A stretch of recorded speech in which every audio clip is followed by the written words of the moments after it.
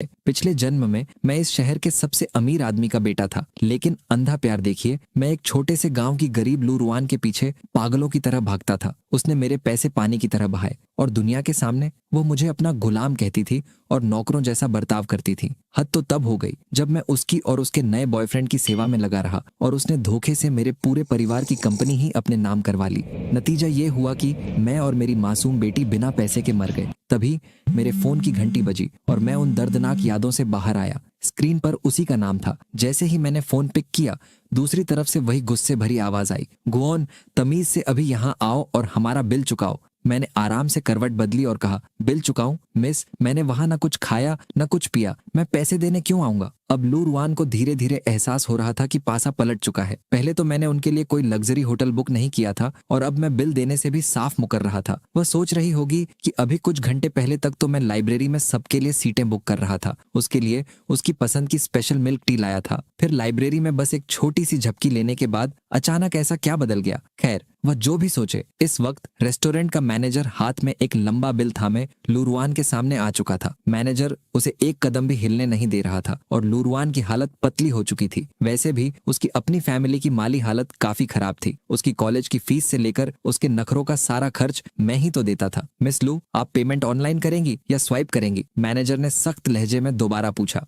लू, रुआन ने घबराकर मैनेजर को पीछे हटने का इशारा किया। वह चुपचाप एक कोने में गई और फोन पर फुसफुसाते हुए बोली, गुओन, हमेशा से ऐसा ही तो होता आया है ना, मैं खर्च करती हूँ और तुम चुपचाप बिल भर देते हो। वह ये बात इतने गुस्से से कह रही थी जैसे उसने कोई बहुत महान काम किया हो। तुम खर्च करती हो और मैं पेमेंट करता हूँ। मैं फोन पर ही हंसने लगा। सच कहूँ तो वो किसी के पीछे पागल रहने वाले दिन अब 10 साल पुरानी बात लग रहे थे। मैं तो भूल ही गया था कि प्यार के भूत में मैंने कितनी बेवकूफियां की थी। मेरी हंसी सुनकर लूरवान का चेहरा गुस्से से लाल हो गया। वो वहां सबके सामने शर्मिंदा हो रही थी और मैं यहाँ मजे ले रहा था। वह चीखी, घून, अभी आकर बिल चुकाओ वरना मैं लाइफ में कभी तुमसे बात नहीं करूंगी। हाँ हाँ, कितनी खतरनाक धमकी है। तो मत करो बात। तुम खुद को समझती क्या हो? क्या मैं तुम्हारा बाप का या तुम्हारा नौकर हूँ? पैसे खर्च करने का फैसला तुम्हारा था तो बिल भी तुम ही भरोगी। भगवान ने 2 हाथ पैर दिए हैं तो खुद पैसे चुकाओ है। शर्म बची है या नहीं? अपनी पिछली जिंदगी में मैंने कभी उससे ऐसी बातें नहीं की थी। मैं हमेशा उसकी इज्जत बचाने में लगा रहता था, लेकिन इस बार मैं उसे इतनी आसानी से नहीं जिन दूंगा। मेरी बातें सुनकर उसका दिल दहल गया। उसने कॉलेज में अपनी ऐसी इमेज बना रखी थी कि वो किसी बहुत अमीर खानदान से है, जबकि सच ये था कि मेरे पैसों की बदौलत ही वह यह नकली रईसी दिखा पा रही थी। वो खुद को सच में अमीर समझने लगी थी। जब मैंने उसकी औकात याद दिलाई तो शर्म के मारे उसका चेहरा लाल पटीडीएच गया। लेकिन तभी उसे याद आया कि रेस्टोरेंट के अंदर उसका नया प्यारा ग्रीन टी और उसके दोस्त अभी भी अंदर ही थे। बिल चुकाए बिना कोई बाहर नहीं जा सकता था, इसलिए उसने अपनी आवाज को बदला में और कहा, देखो गुओन, मुझे पता है कि तुम मुझसे नाराज हो और ये सब नखरे दिखा रहे हो। अगर तुम अभी यहाँ आकर बिल चुका दो तो मैं तुम्हारी इस बदतमीजी को भूल जाऊंगी। मैंने हंसते हुए कहा, लो रुआन, कान खोलकर ध्यान से सुन लो। अब से मेरे पैसे का 1 रुपया भी छूने के बारे में सोचना मत। मैं अपना पैसा रास्ते पर किसी बेघर को दान कर दूंगा, लेकिन तुम्हें 1 पैसा भी नहीं दूंगा। और तुम मुझसे नाराज हो या खुश, मुझे रत्ती भर फर्क नहीं होगा। पर हाँ, मेरे पैसे के बिना अब तुम्हारी आगे की जिंदगी नरक जरूर होने वाली है। मैंने एक गहरी मुस्कान के साथ बात खत्म की। मेरी चिंता मत करो और ये सोचो कि अपने नए बॉयफ्रेंड के बर्थडे पर जो लाखों का बिल आया है उसे कैसे चुकाओगी, वरना वो होटल वाले तुम सबको वहीं बंधक बना लेंगे और तुम्हारी इस यंग मिस का जो तमाशा बनेगा वह देखने लायक होगा। इतना कहकर मैंने खट से फोन काट दिया।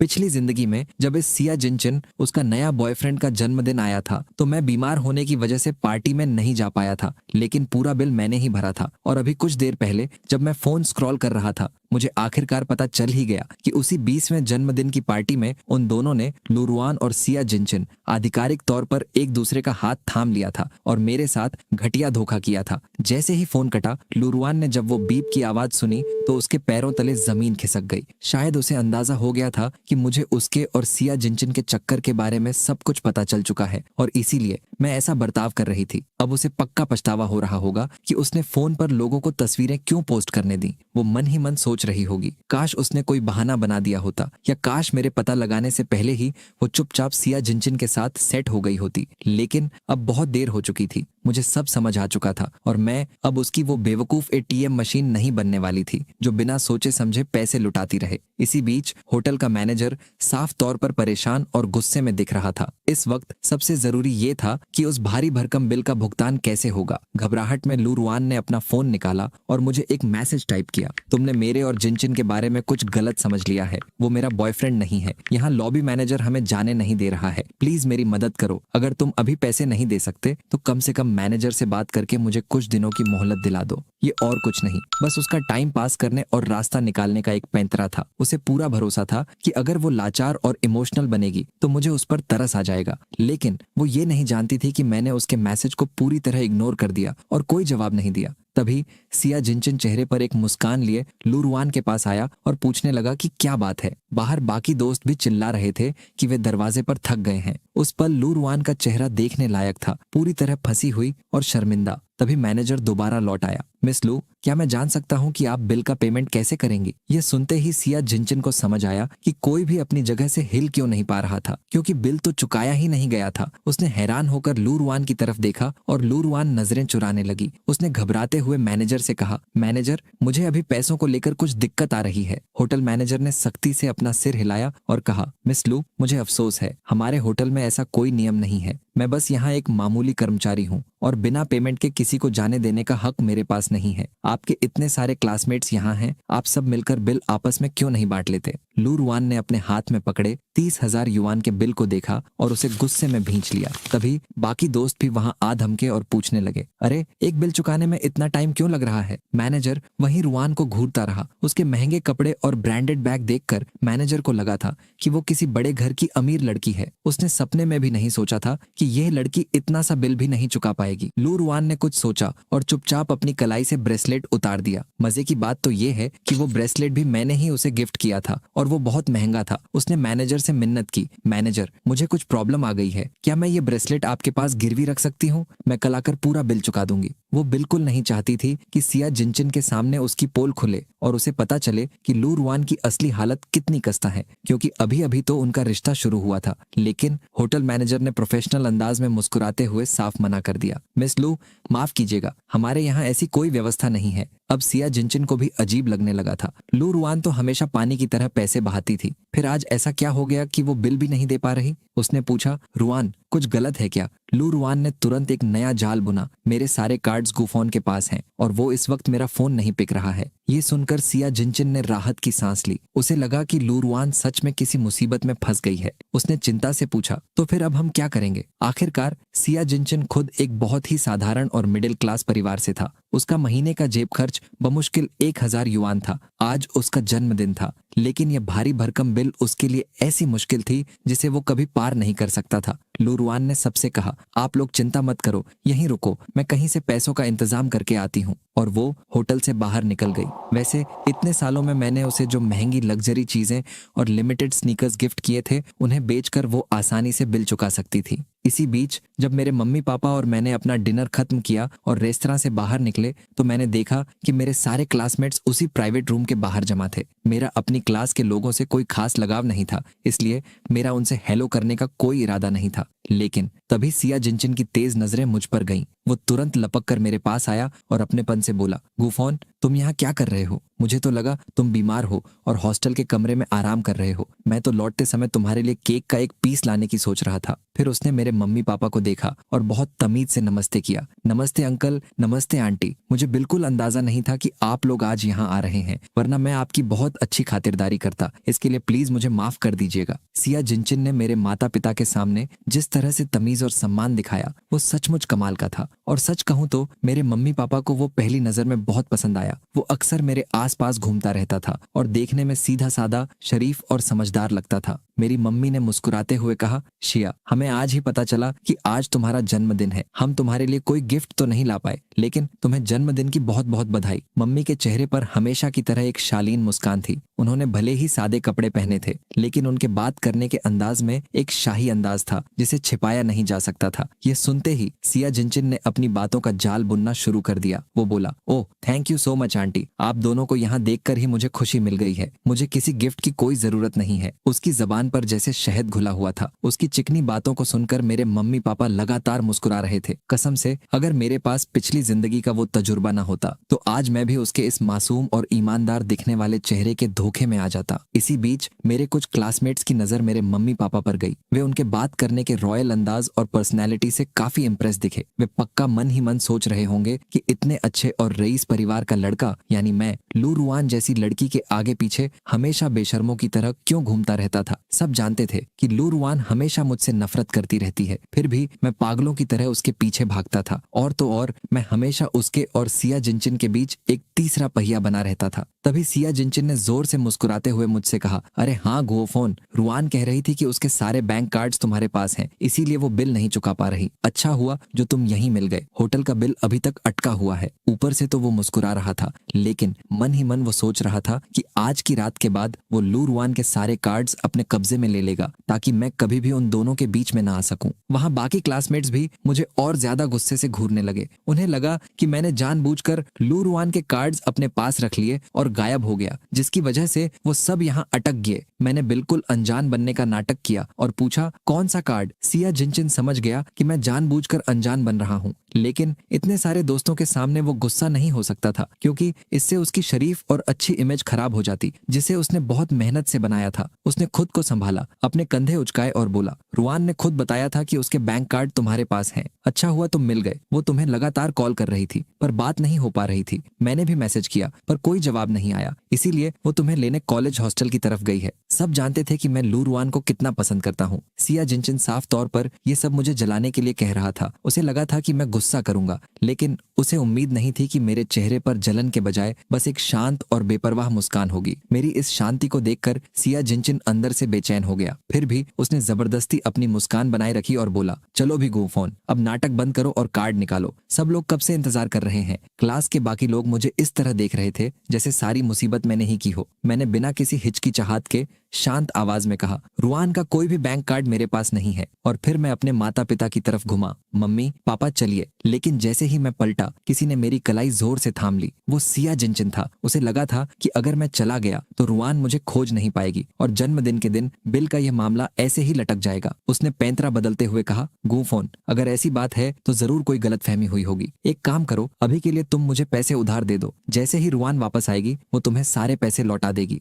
चूंकि मैंने अपने माता पिता के सामने रुआन का फोन पिक नहीं किया था, इसलिए उन्हें इस पूरी घटना के बारे में कुछ पता नहीं था। मेरे सीधे साधे पापा, जिन्हें असलियत का अंदाजा नहीं था, वो मदद के लिए मैनेजर को अपना बैंक कार्ड देने ही वाले थे। मैंने तुरंत हाथ आगे कर पापा को रोक दिया। मैंने सीधे सिया जिनचिन की आंखों में देखा और साफ साफ पूछा, तुम्हें इतना यकीन कैसे है कि लू रुआन के पास पैसे होंगे ही? और अगर वो पैसों का इंतजाम नहीं कर पाई तो क्या तुम्हें सच में लगता है कि तुम ये भारी भरकम बिल खुद चुका पाओगे? मैं ये बात अच्छे से जानता था कि सिया जिनचिन के परिवार की आर्थिक स्थिति बहुत खराब थी। मेरी यह बात सुनते ही उसके चेहरे का रंग गायब हो गया, लेकिन उसने जल्दी से खुद को संभाला और नॉर्मल दिखने की कोशिश की। वो बोला, तुम और वो एक ही शहर से हो, तुम मुझसे बेहतर जानते हो कि रुआन का परिवार कितना अमीर है। ऐसा हो ही नहीं सकता कि वो पैसे न ला पाए। और फिर उसने ताना मारते हुए आगे कहा, अगर लू रुआन के पास पैसे नहीं होते तो तुम भी उसके पीछे पीछे नहीं घूम रहे होते, है ना? ये सुनकर मेरे पापा को गुस्सा आ गया और वो कुछ कहना चाहते थे, लेकिन मेरी एक नजर में वे चुप हो गए। मैंने हाथ आगे कर अपनी घड़ी की तरफ देखा और मुस्कुराते हुए कहा, तुमने अभी कहा ना कि वो मुझे लेने गई है, ठीक है, तो फिर मैं यहीं उसका इंतजार करता हूँ। जब सिया जिनचिन ने मुझे इतने पूरे भरोसे के साथ कहते सुना कि चलो यहीं इंतजार करते हैं, तो वो अंदर से हिल गया। अब उसके पास कहने के लिए कोई शब्द नहीं बचे थे। मजबूरी में उसने तुरंत पैंतरा बदला और अपनी वही शरीफों वाली मुस्कान चेहरे पर ले आया। उसने तुरंत मेरा हाथ थामा और अपनेपन का नाटक करते हुए कहा, गो फोन, आज दोपहर को तुम्हारी तबीयत कुछ खराब लग रही थी। अब तुम कैसा महसूस कर रहे हो भाई? मुझे सच में बहुत बुरा लग रहा है कि तुम्हारे जन्मदिन पर हम तुम्हें हॉस्टल के कमरे में अकेला छोड़कर आ गए। वो साफ तौर पर भांप चुका था कि मेरा आज का बर्ताव रोज जैसा नहीं था, लेकिन इस पार्टी में कॉलेज के और भी बहुत सारे स्टूडेंट्स मौजूद थे, इसलिए वो सबके सामने अपनी बनी बनाई इज्जत दांव पर नहीं लगा सकता था। और फिर मेरे मम्मी पापा भी तो वहीं थे। सच कहूं तो मेरे पास उसकी इन फालतू और मतलबी बातों का जवाब देने का रत्ती भर भी सब्र नहीं था, इसलिए मैंने उसकी तरफ देखा तक नहीं, बस अपना सिर झुकाकर आराम से अपने फोन में स्क्रॉल करने लगा। काफी देर इंतजार करने के बाद बाकी क्लासमेट्स के सब्र का बांध भी टूटने लगा। यहाँ तक कि जो लोग अब तक सिया जिनचिन की चमचागिरी कर रहे थे वे भी अब उसे परेशान नजरों से देखने लगे। माहौल देख मैंने अपने मम्मी पापा से कहा कि वे जाकर कार में आराम करें, तब तक मैं इस मामले को निपटाता हूँ। तभी से किसी ने जिनचिन पर तंज कसा, अरे भाई तुम्हारी वो अमीर गर्लफ्रेंड आखिर कब तक वापस आएगी। सिया जिनचिन ने घबराहट में अपना फोन निकाला और लू रुआन को दोबारा फोन मिलाने लगा, लेकिन उसका फोन लगातार बिजी आ रहा था। उसने कई बार कोशिश की पर कॉल कनेक्ट ही नहीं हुआ। आखिरकार हार मानकर वो होटल के मैनेजर के पास गया और मिन्नतें करने लगा, मैनेजर साहब क्या आप बाकी स्टूडेंट्स को हॉस्टल जाने दे सकते हैं? मैं और गोफोन यहीं रुककर इंतजार कर लेते हैं। मैनेजर ने सख्ती से मना करते हुए अपना सिर हिला दिया। मिस्टर सिया मुझे माफ कीजिए, जब तक इस आलीशान पार्टी का पूरा बिल नहीं चुका दिया जाता आप में से कोई भी एक कदम भी यहाँ से बाहर नहीं रख सकता। अब तो हद हो चुकी थी। दर्जनों स्टूडेंट्स वहां फंसे हुए थे और आखिरकार एक लड़के का गुस्सा फूट पड़ा। वो सबके सामने जोर से चिल्लाया, ये क्या तमाशा है भाई? हम यहाँ जन्मदिन की पार्टी मनाने आए थे या फंसने? अगर जेब में बिल चुकाने के पैसे नहीं थे तो इतनी महंगी और तामझाम वाली पार्टी रखने की क्या जरूरत थी? इस सिया जिनचिन की गर्लफ्रेंड तो बिल्कुल धोखेबाज निकली। अगर मुझे पहले पता होता तो मैं अपना कीमती वक्त बर्बाद करने यहाँ कभी नहीं आता। ये सिया तो ऐसे घूमता है जैसे कोई नवाब हो, पर अपने ही जन्मदिन पर एक बिल तक नहीं भर पा रहा। तभी एक और स्टूडेंट फुसफुसाई, वैसे ये सिया जिनचिन खुद को गूफोन का सबसे पक्का दोस्त बताता है ना? गूफोन के मम्मी पापा अभी यहीं थे तो इसने उनसे कुछ पैसे उधार क्यों नहीं मांग लिए? जैसे जैसे वक्त बीत रहा था क्लास के बच्चों के ताने और तीखे होते जा रहे थे। सिया जिनचिन को कॉलेज में अपनी इज्जत और रुतबे की बहुत परवाह थी। वो लगातार लू रुआन को मैसेज पर मैसेज भेज रहा था पर वहां से कोई जवाब नहीं था। अब उसे समझ आ रहा था कि मामला बहुत गंभीर हो चुका है। अगर आज रात उसने ये बिल नहीं भरा तो कॉलेज में उसकी जो पॉपुलर बॉय वाली इमेज थी वो हमेशा के लिए मिट्टी में मिल जाएगी। आखिरकार उसने अपनी सारी हिम्मत जुटाई और रेंगता हुआ मेरे पास आया। मैं उस वक्त दीवार से टिककर मजे से अपने फोन पर गेम खेल रहा था। वो रोनी सूरत बनाकर बोला, गोफोन भाई मेरा रुआन से कोई कांटेक्ट नहीं हो पा रहा है, क्या तुम अभी के लिए मुझे कुछ पैसे उधार दे सकते हो? मैं भगवान की कसम खाता हूँ कि मैं तुम्हें एक एक पाई वापस लौटा दूंगा। आखिर हम दोनों भाई है ना? तुम अपने इस भाई को सबके सामने ऐसे बर्बाद होते तो नहीं देख सकते है ना? मैंने गेम से नजरें हटाई और एक व्यंग्य भरी मुस्कान के साथ उसकी तरफ देखा। भाई मन ही मन मैंने सोचा, तुमने मेरी पीछे उस लड़की से टांका मिला लिया जिसे मैं पागलों की तरह पसंद करता हूँ। क्या एक सच्चा भाई ऐसा करता है? धोखे से पहले मैं सच में सिया जिनचिन को अपना सबसे करीबी दोस्त मानता था, लेकिन मैंने कभी सपने में भी नहीं सोचा था कि वो और लू रुआन इतनी जल्दी मेरे पीछे एक दूसरे के गले लग जाएंगे। पता चलने के बाद भी सिया जिनचिन के चेहरे पर वही बेशर्म मुस्कान थी, जैसे उसने कोई बहुत महान काम किया हो। वो बिना किसी झिझक के बोला, सच कहूं तो जब रुआन खुद मेरे पास आई तो मैं भी हैरान रह गया था। मैं भी उसे पसंद करता था, लेकिन सिर्फ तुम्हारी वजह से मैंने कभी अपने दिल की बात नहीं कही। पर भाई प्यार तो दोनों तरफ से होना चाहिए ना? जबरदस्ती खींचा गया रिश्ता कभी नहीं टिकता। अब जब उसने लू रुआन के साथ आधिकारिक तौर पर रिश्ता जोड़ ही लिया था तो वो और शरीफ बनने का नाटक नहीं कर पा रहा था। मैंने ताली बजाने वाले अंदाज में कहा, वाह क्या महान ज्ञान दिया है तुमने। जबरदस्ती का रिश्ता कभी नहीं टिकता, लेकिन अगर मेरी याददाश्त कमजोर नहीं है तो तुम वही इंसान हो ना जो हर रोज मेरे कान भरता था कि लू रुआन कितनी मतलबी और बुरी है और मुझे उसके पीछे अपना समय बर्बाद नहीं करना चाहिए। तो फिर आज अचानक तुम खुद उसके प्यार में कैसे लट्टू हो गए? वो सबको ये दिखाना चाहता था कि उनका ये प्यार बिल्कुल सच्चा और पवित्र है, लेकिन उसे अंदाजा नहीं था कि मैं सबके सामने उसकी पुरानी बातें खोलकर रख दूंगा। असल में वो पहले लू रुआन की बुराइयां सिर्फ इसलिए करता था ताकि मैं उससे दूर हो जाऊं और उसे लू रुआन को पटाने का मौका मिल जाए। लेकिन उसकी किस्मत खराब थी। वो जितनी भी कमियां गिनाता मैं लू रुआन के प्यार में उतना ही अंधा बना रहता था। अब फंसने के बाद उसने खुद का बचाव करने की आखिरी कोशिश की। वो बोला, देखो गूफोन, भावनाएं तो अचानक जागती हैं, उन पर किसका जोर है? हाँ, मुझे पहले रुआन अजीब लगती थी और जिस तरह वो तुम्हारे साथ बर्ताव करती थी उसे देखकर मुझे तुम्हारे लिए बुरा लगता था, लेकिन बाद में मुझे एहसास हुआ कि वो मेरी कितनी परवाह करती है। अब तुम तो जानते ही हो फीलिंग्स पर किसी का कंट्रोल नहीं होता, वरना तुम खुद भी तो रुआन के लिए इस कदर दीवाने नहीं होते। उसी समय लू रुयान पसीने से लथपथ होकर 88वीं मंजिल पर लिफ्ट से बाहर निकली। बाहर कदम रखते ही उसकी नजर सीधे मुंह पर गई। जाहिर सी बात है मेरी वजह से ही उसका ये हाल हुआ था। उसने मुझे गुस्से से घूरते हुए पूछा, तुम यहाँ क्या कर रहे हो? मैंने तुरंत करारा जवाब दिया, मुझे यहाँ अच्छा लग रहा है और वैसे भी मैं यहाँ अपने मन से नहीं हूँ, तुम्हारे इस बॉयफ्रेंड की वजह से रुका हूँ। इसी ने मुझे जबरदस्ती यहाँ रोक रखा था और सब दोस्तों से चिल्ला चिल्ला कर कह रहा था कि तुम्हारा बैंक कार्ड मेरे पास है। यह सुनते ही लू रुयान कांपने लगी। उसे डर था कि कहीं मैं सब क्लासमेट्स के सामने उसका सच ना बता दूं। वैसे भी बर्थडे पार्टी खत्म हुए 2 घंटे से ज्यादा का समय बीत चुका था। जैसे ही सबने लू रुयान को देखा, सबकी जान में जान आई। वे सब उसकी तरफ गए और बोले, रुयान, आखिरकार तुम आ गई। जब तक बिल नहीं चुकाया जाता, होटल का स्टाफ हमें यहाँ से हिलने तक नहीं दे रहा है। आखिर ये सब क्या तमाशा है? उसने एक गहरी सांस ली, चेहरे पर एक जबरदस्ती की मुस्कान लाई और कहा, सब अच्छा है दोस्तों, चिंता मत करो, मैं अभी सब संभाल लेती हूँ। उसने मैनेजर से कहा कि वह कुछ पेमेंट अपने कार्ड से करेगी और बाकी के पैसे वीचैट से ट्रांसफर कर देगी। असल में वो इतनी देर से गायब इसलिए थी क्योंकि वो वापस जाकर वे सारे महंगे लग्जरी बैग बेच आई थी जो मैंने उसे तोहफे में दिए थे। लेकिन फिर भी बिल इतना भारी था कि वे पैसे कम रह गए। तभी जल्दबाजी में उसे याद आया कि सेमेस्टर की शुरुआत में उसे एक बैंक कार्ड मिला था। लू रुयान को क्रेडिट कार्ड निकालते देख सिया जिनचिन ने उसके पास जाकर धीरे से पूछा, रुआन, तुमने तो मुझसे कहा था कि तुम्हारे सारे कार्ड गूफॉन के पास हैं, तो फिर तुम अब ये कार्ड कहाँ से इस्तेमाल कर रही हो? लू रुयान ने झल्लाकर कहा, पहले मुझे बिल चुकाने दो, मैं बाद में तुम्हें सब समझा दूंगी। लेकिन सिया जिनचिन इतनी आसानी से हार मानने वाला नहीं था। उसने जानबूझकर अपनी आवाज ऊंची की ताकि सब सुन सकें। गूफॉन, रुआन का बैंक कार्ड तुम्हारे पास है, लेकिन तुमने तो अभी सबके सामने कहा था कि वह तुम्हारे पास नहीं है। क्या यहाँ कोई गलतफहमी चल रही है? असल में सिया जिनचिन को यह बात बिल्कुल हजम नहीं हो रही थी कि इतना नाटक होने के बाद भी लू रुयान अभी भी मुझे गोफॉन को बचाने की कोशिश क्यों कर रही थी। उसे डर था कि अगर आज का दिन बिना किसी फैसले के बीत गया तो उसे भविष्य में लू रुयान के पैसों और ऐशो आराम पर कब्जा करने का मौका कभी नहीं मिलेगा। लू रुयान तुरंत मुड़ी और उसने सिया जिनचिन को बेहद तीखी नजरों से देखा। उसकी आवाज एकदम सख्त हो गई और वो बोली, हम इस बारे में बाद में बात करेंगे। लेकिन सिया जिनचिन उसकी इस झुंझलाहट और शर्मिंदगी को समझ ही नहीं पाया। उसे लगा कि वह बस मेरे और उसके एक ही शहर के होने की वजह से मुझे सबके सामने बेइज्जत नहीं करना चाहती थी। अब मैंने बीच में कूदते हुए साफ साफ पूछा, लू रुयान, सबके सामने बताओ, क्या तुमने खुद नहीं कहा था कि तुम्हारा बैंक कार्ड मेरे पास है? अब क्लास का हर एक स्टूडेंट और सिया जिनचिन सब के सब आंखें खोलकर लू रुयान को घूर रहे थे। लू रुयान अपनी इज्जत को अपनी जान से भी ज्यादा कीमती मानती थी। वो किसी भी कीमत पर सिया जिनचिन या अपने दोस्तों के सामने यह सच नहीं आने देना चाहती थी कि वह अंदर से खोखली है और अमीर होने का बस नाटक कर रही है। पिछले पूरे 1 साल से इस शहर में उसके असली और गरीब पारिवारिक बैकग्राउंड के बारे में सिर्फ और सिर्फ मुझे पता था। बाकी सब तो यही समझते थे कि वह किसी बहुत रईस खानदान से है। उसकी जिंदगी में यह पहला मौका था जब वह रईसों जैसी ऐशो आराम की जिंदगी जी रही थी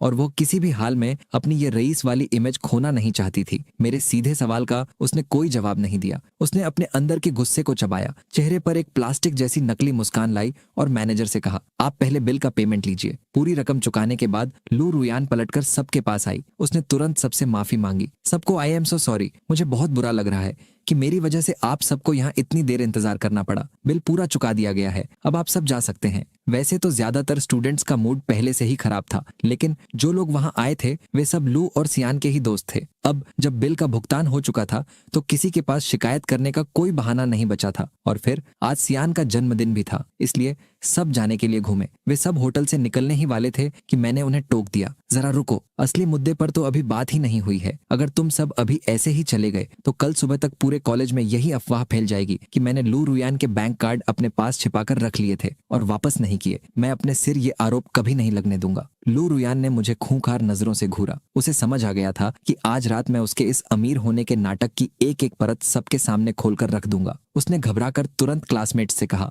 दोस्तों, ये हमारा पर्सनल मामला है। मुझे और सिया जिनचिन को एक साथ देखकर गुओफॉन शायद सदमे में है, इसलिए ऐसी बातें कर रहा है। तुम सब अपने घर जाओ, इसे मैं खुद संभाल लूंगी। मैं बस उसे देख रहा था और हैरान था कि कोई इतना नीचे गिरने के बाद भी बिना पलक झपकाए इतनी आसानी से और इतना झूठ कैसे बोल सकता है। बेशर्मी की भी कोई हद होती है। लेकिन अब मैं अपनी पिछली जिंदगी वाला वो सहमा और बेवकूफ आदमी नहीं था जिसे कोई भी अपनी उंगलियों पर नचा सके। मैंने पूरे शांत भाव और पूरे भरोसे के साथ सबके सामने कहा, दोस्तों, मैं हैरान बिल्कुल नहीं हूँ। हाँ, एक वक्त था जब मुझे लू रुआन पसंद थी, लेकिन अब मुझे अच्छी तरह समझ आ गया है कि वो बस पैसे की भूखी गोल्ड डिगर है। वो किसके साथ घूमती है या क्या करती है, मुझे इससे अब कोई फर्क नहीं पड़ता। लेकिन उसने जो ये कहानी बनाई है कि उसके बैंक कार्ड मेरे पास है, मैं उसे इस गलत आरोप के साथ ऐसे ही नहीं जाने दूंगी। सच तो ये है कि वह हर दिन जो पैसे खर्च करती है वे सब मेरे ही होते हैं। मैंने आगे कहा, आप सबने कई बार देखा है कि जब भी लू रुआन कुछ खरीदती थी तो पैसे मैं ही देता था, इसीलिए आप सबको लगा कि उसके कार्ड मेरे पास रहते हैं।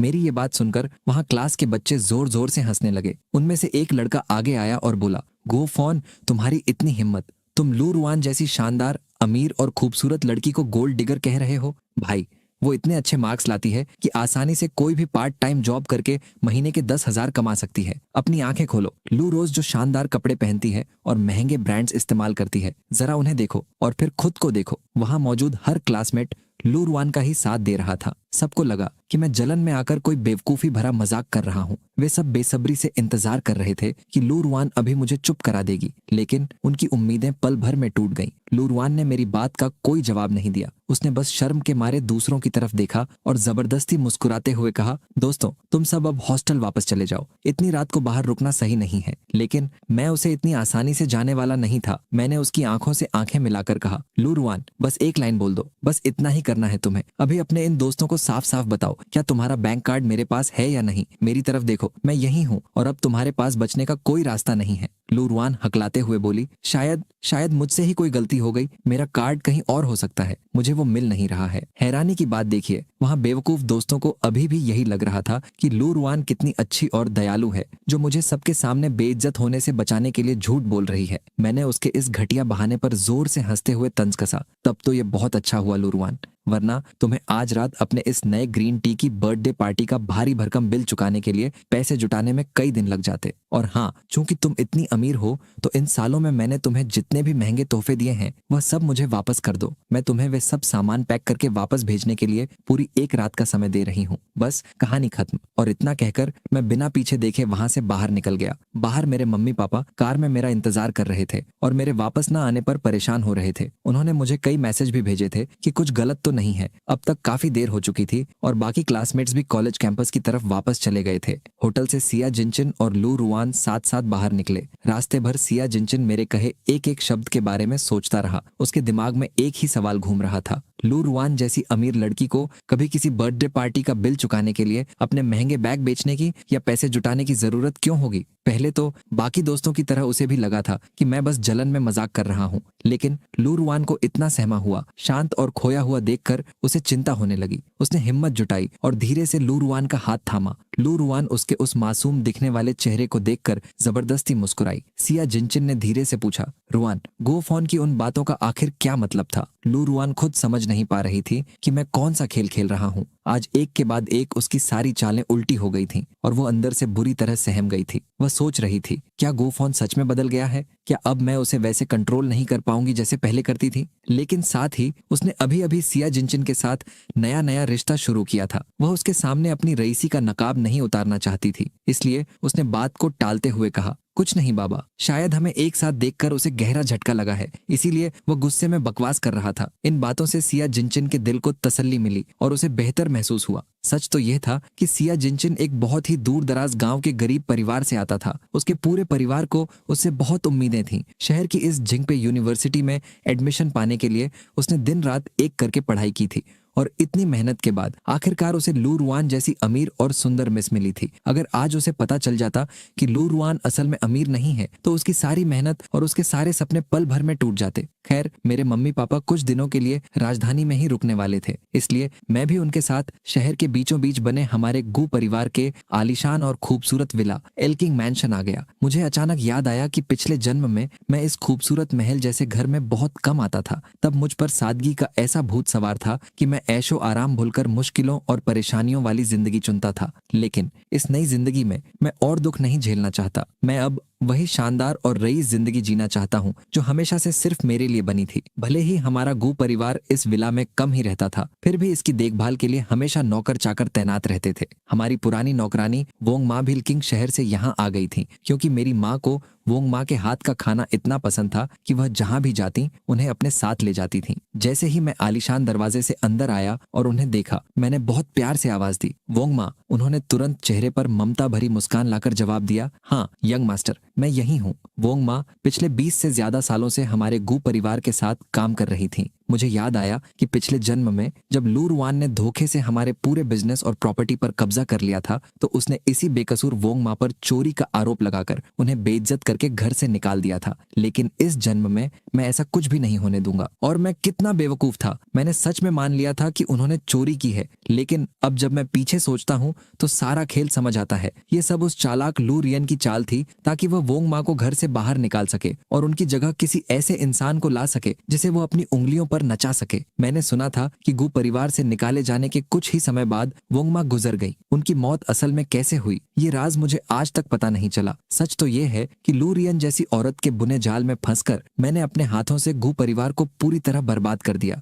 सब कुछ खत्म हो गया था। वोंग मा, मुझे आपकी बहुत याद आई, मैंने भारी आवाज में कहा। ऐसा लग रहा था जैसे सदियां बीत गई हों जब मैंने उन्हें आखिरी बार देखा था। यह सुनकर वोंग मा वहीं की वहीं जम गई। हाथ में सफाई का कपड़ा लिए वे पूरी तरह हैरान थीं। उन्हें समझ ही नहीं आ रहा था कि क्या करें। उन्होंने उलझन भरी नजरों से मेरी माँ और पापा की तरफ देखा। माँ पापा ने भी बस अपना सिर हिला दिया, जैसे कह रहे हो कि उन्हें खुद समझ नहीं आ रहा कि आज मुझे क्या हो गया है। तभी माँ ने हंसते हुए माहौल को हल्का किया और मजाक में बोली, अच्छा अच्छा, अब शांत हो जाओ। तुम दोनों सिर्फ 2 महीने के लिए एक दूसरे से दूर रहे थे। कोई बाहर का देखेगा तो सोचेगा कि तुम लोग 10 या 15 साल बाद मिल रहे हो। उनकी बात सुनकर मुझे भी शर्मिंदगी महसूस हुई। मैंने अपने माता पिता को देखा, चिढ़ाने के लिए हल्की सी जीभ निकाली और अपने कमरे में चला गया। मैं अपने बेहद मुलायम और आरामदायक बिस्तर पर लेट गया। ऐसा लगा जैसे मैं बादलों पर सो रहा हूँ, एकदम सुकून। इतने आरामदायक बिस्तर पर सोए हुए कितना लंबा समय बीत गया था। मुझे अपनी पिछली जिंदगी के वो काले दिन याद आ गए जब मैं एक पुराने कमरे में रह रहा था। ऐसा लगा जैसे एक ही जिंदगी में मैंने दशकों का दुख झेल लिया हो। मैं बस सोने ही वाला था कि अचानक मेरा फोन वाइब्रेट हुआ। स्क्रीन पर देखा तो सियान चिन का मैसेज था, गुआन तुम अभी तक वापस क्यों नहीं आई? मैंने तुम्हारे लिए बर्थडे केक बचा कर रखा है। मैंने उस मैसेज का कोई जवाब नहीं दिया। इसके बजाय मैंने सोशल मीडिया पर मोमेंट्स खोलकर देखा कि दुनिया में क्या चल रहा है। वहां स्क्रॉल करते ही मेरी नजर एक पोस्ट पर गई। सियान चिन ने आज रात की पार्टी की फोटो लगाई थी। कैप्शन में लिखा था,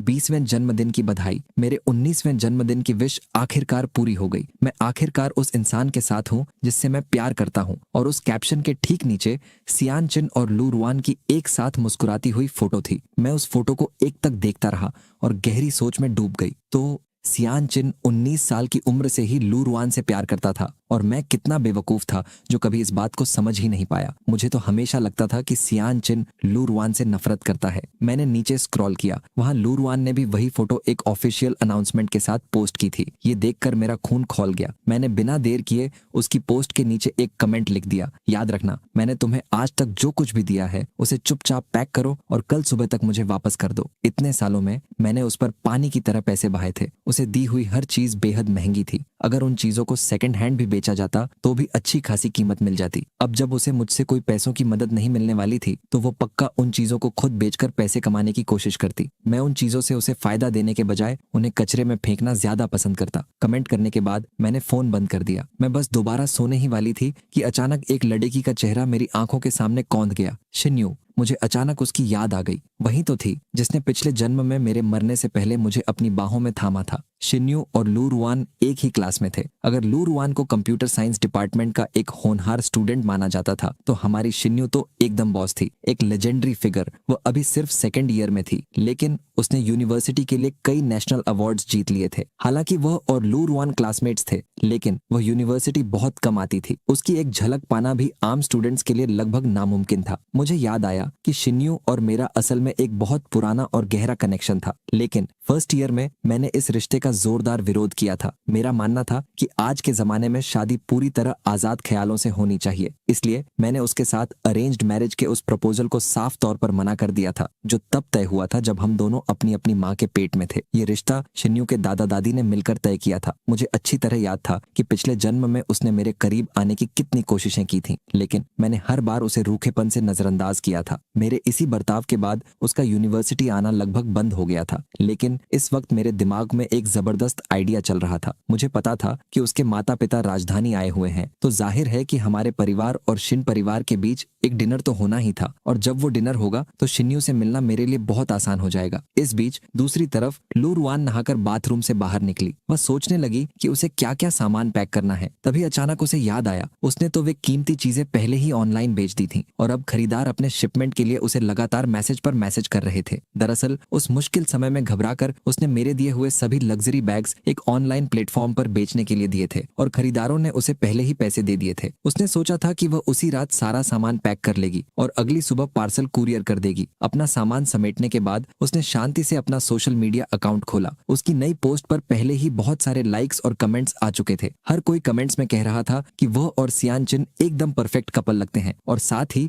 लोग मुझ पर हंस रहे थे। लेकिन जैसे ही उसने नीचे स्क्रॉल किया, उसके चेहरे मुस्कान पूरी तरह गायब हो गई। उसकी नजर मेरे कमेंट पर गई। उसे लगा था कि मैंने वह बात सिर्फ गुस्से में कही थी, बस अपना गुबार निकालने के लिए, पर उसे क्या पता था कि यह तो सिर्फ शुरुआत थी। लू रुआन ने सपने में भी नहीं सोचा था कि मैं सच में उसकी पोस्ट पर जाकर ऐसा कमेंट कर दूंगा। उस कमेंट सेक्शन में हमारे कई कॉमन दोस्त भी थे जो मेरी बेइज्जती कर रहे थे और लू रुआन का बचाव कर रहे थे। खैर, उसने चुपचाप मेरा वो कमेंट हटा दिया। फिर उसने हमारी चैट खोली और गुस्से में टाइप किया, आज तुमने जो कुछ भी कहा उसका क्या मतलब था? और फिर तुमने तमाशा करने के लिए मेरे मोमेंट्स पर कमेंट कर दिया। क्या सच में इस नौटंकी की कोई जरूरत थी? रही बात उन महंगे तोहफों की जो तुमने मुझे दिए थे, तो सुन लो, मैंने उन्हें बहुत पहले ही कचरे में फेंक दिया था। अगर तुम्हें वे इतने ही प्यारे हैं तो जाकर डस्टबिन में निकाल लो। जैसे ही उसने सेंड बटन दबाया, उसने हमारे बीच की पूरी चैट हिस्ट्री भी डिलीट कर दी। फिर उसने तुरंत सियान चिन की चैट खोली और उसके साथ रोमांटिक बातें करने लगी। उसे पूरा भरोसा था कि मैं उन महंगी चीजों को लेकर उसका कुछ नहीं बिगाड़ पाऊंगा। उसे एक पल के लिए भी यकीन नहीं था कि मैं सच में अपना सामान वापस लेने आ जाऊंगा। आखिरकार वह मुझे अच्छी तरह जानती थी। उसे पता था कि मैं उसे कितना पसंद करता था और दिल का कितना नरम था, वरना मैं इतने लंबे समय तक उसके इशारों पर क्यों नाचता। इसी वजह से उसने कभी मेरी भावनाओं को गंभीरता से नहीं लिया और हमेशा मुझे लात मारती रही। अगली सुबह कंप्यूटर साइंस की क्लास में कई नए और अनजान चेहरे दिखाई दे रहे थे। सियान चिन आज लू रुआन के बगल में था। वैसे तो वे दोनों डिजाइन के छात्र थे, लेकिन वो अक्सर लू रुआन के पास रहने के लिए उसकी क्लास में आकर बैठ जाता था। उसे पता था कि इस यूनिवर्सिटी में बहुत से व्यक्ति लू रुआन के पीछे हैं, इसलिए आज वो खास तौर पर सबको यह दिखाने आया था कि लू रुआन पहले से ही किसी की अमानत है, वह उसकी गर्लफ्रेंड है। आज क्लास में आम दिनों के मुकाबले कहीं ज्यादा स्टूडेंट्स थे। सियान चिन को लगा कि वे सब उसकी खूबसूरत गर्लफ्रेंड को देखने आए हैं, इसलिए वह गर्व से फूला नहीं समा रहा था। लेकिन किसी को उम्मीद नहीं थी कि टीचर पोडियम पर आते ही क्या कहेंगे। प्रोफेसर ने मुस्कुराते हुए कहा, अरे वाह, आज हमारी बॉस शिन्यू किस हवा के झोंके से यहाँ आ गई। जैसे ही सियान चिन घुमा, उसकी नजर शिन्यू पर गई। गोरा रंग, बेहतरीन नैन नक्श और कमाल की खूबसूरती, उसके अंदाज से ही एक शाही झलक मिलती थी। वह एक ऐसी लड़की थी जो जहां भी जाती बिना किसी कोशिश के सबका ध्यान अपनी तरफ खींच लेती थी। टीचर की बात सुनकर शिन्यू अपनी सीट से उठी और एक प्यारी सी मुस्कान के साथ बोली, गुड मॉर्निंग सर। हमारे टीचर प्रोफेसर जीन लॉन्ग आमतौर पर बहुत हंसमुख इंसान थे, लेकिन लेक्चर के मामले में बेहद सख्त थे। उनकी क्लास का नियम बिल्कुल सीधा था। जो भी स्टूडेंट 3 से ज्यादा क्लास मिस करता, उसका सेमेस्टर में फेल होना तय था। लेकिन शिन्यू इस नियम से ऊपर थी, क्योंकि उसकी कोडिंग और टेक्निकल स्किल्स इतनी जबरदस्त थीं कि खुद प्रोफेसर अक्सर टेक्नोलॉजी जैसे विषयों पर उससे सलाह लेते थे। उनका रिश्ता सिर्फ टीचर स्टूडेंट का नहीं, बल्कि 2 काबिल सहकर्मियों जैसा था। उसी समय मैं हाथ में किताब लिए क्लासरूम में दाखिल हुआ। मेरी नजरें सबसे पहले लू रुआन और सियान चिन पर गई। सियान चिन ने मुझे देखकर बस दूर से हाथ हिला दिया, लेकिन मुझे पास बुलाने का उसका कोई इरादा नहीं था, क्योंकि आज उन दोनों ने मेरे लिए कोई सीट नहीं बचाई थी। दूसरी तरफ लू रुआन के चेहरे पर अहंकार था। उसे लग रहा था कि मैं उसके प्यार में अंधा हूं और उसे भूल नहीं सकता, इसीलिए बहाने से फिर से उसकी क्लास में खींचा चला आया हूं। लेकिन आज क्लास का माहौल कुछ अलग था। पूरे कमरे में एक भी सीट खाली नहीं दिख रही थी। मैंने चारों तरफ नजर घुमाई, हर बेंच भरा हुआ था। मैं सोचने लगा कि अब मैं कहाँ जाऊं। तभी मेरी नजर कोने की एक अकेली खाली सीट पर गई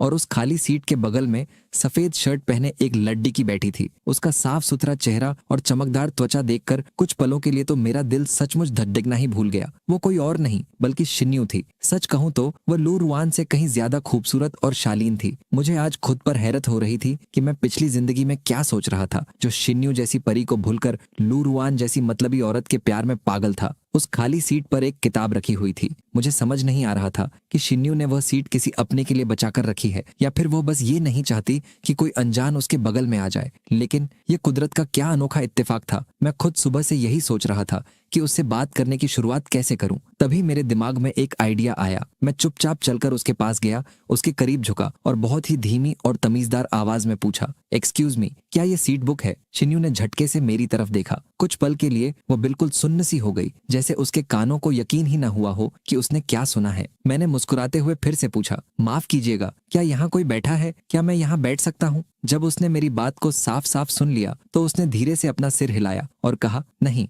यहाँ कोई नहीं है। आप बैठ सकते हैं। असल में उसने वह सीट अपनी सबसे अच्छी दोस्त फोंग के लिए बचा कर रखी थी, लेकिन न जाने क्यों मुझे देखकर वह मना नहीं कर पाई। जैसे ही मैं सीट पर बैठा, उसकी दोस्त पिछले दरवाजे से क्लास के अंदर आई, लेकिन शिन्यू के बगल में एक मर्द को देखकर वो वहीं रुक गई। वह फोंग थी, जो यूनिवर्सिटी में शिन्यू की सबसे पक्की सहेली थी। उसने शिन्यू को यूनिवर्सिटी में कभी किसी आदमी से बात करते नहीं देखा था, इसलिए जो आज उसके इतने करीब था वह कोई आम आदमी तो बिल्कुल नहीं हो सकता था, खासकर तब जब पूरी क्लास में एक भी सीट खाली नहीं थी। उसने झुंझलाहट में अपना माथा पीटा और वहीं से शिन्यू को मैसेज किया, यू सच में यार, इस सेमेस्टर में मेरी 3 बार क्लास बंक की लिमिट पहले ही खत्म हो चुकी है और तुमने मेरी सीट किसी और को दे दी। अगर इस बार क्लास छूटने की वजह से मैं फाइनल एग्जाम में फेल हो गई ना, तो तुम्हें मेरे लिए प्रोफेसर से बात करनी होगी। वैसे भी तुम्हारे उनसे अच्छे रिश्ते हैं। वो मैसेज भेजकर फोंग तुरंत क्लासरूम से बाहर चली गई। दोस्त का यह मैसेज देखकर शिन्यू के फेस पर एक हल्की सी मुस्कान आ गई, लेकिन फिर उसे जल्दी ही एहसास हुआ कि कोई उसे देख सकता है, तो उसने तुरंत अपनी उस मुस्कान को छिपा लिया। पर मैं तो बस उसे ही देख रहा था। मैंने वो खूबसूरत मुस्कान देख ली थी। वो मेरे द्वारा देखी गई सबसे प्यारी मुस्कानों में से एक थी। मैंने मन ही मन सोचा, आखिर इसे कौन मैसेज कर रहा था? क्या ये वही इंसान है जिसे वो आजकल पसंद करती है? इस बीच क्लास की दूसरी तरफ सियान चिन गुस्से में अपने दांत पीस रहा था। मुझे शिन्यू के बगल में देखकर उसका खून उबल रहा था। उसे लगता था कि अगर शिन्यू ने पहले इतनी सारी क्लासें न छोड़ी होती तो वो कभी लू रुआन जैसी मामूली स्टूडेंट के चक्कर में नहीं आता, और अब मैं उसकी पसंदीदा औरत बगल में था। सियान चिन को तो ऐसा लग रहा था जैसे शिन्यू मेरी वजह से मुस्कुरा रही थी। लू रुआन ने भी अहंकार के साथ अपना सिर घुमाया। वह शायद सोच रही थी कि मैं ये सब उसे जलाने के लिए और उसका ध्यान खींचने के लिए कर रहा हूँ। उसे लग रहा था कि मुझे जल्द ही अक्ल आ जाएगी और मैं वापस उसके पैरों में गिर जाऊंगा। आखिरकार शिन्यू से बात करना हर किसी के बस की बात नहीं थी, लेकिन सच्चाई तो ये थी कि मैं हमेशा से कंप्यूटर साइंस की क्लास में आता रहा था। अब जब मैं दूसरे साल में था तो मैंने शिन्यू को ज्यादा नहीं देखा था।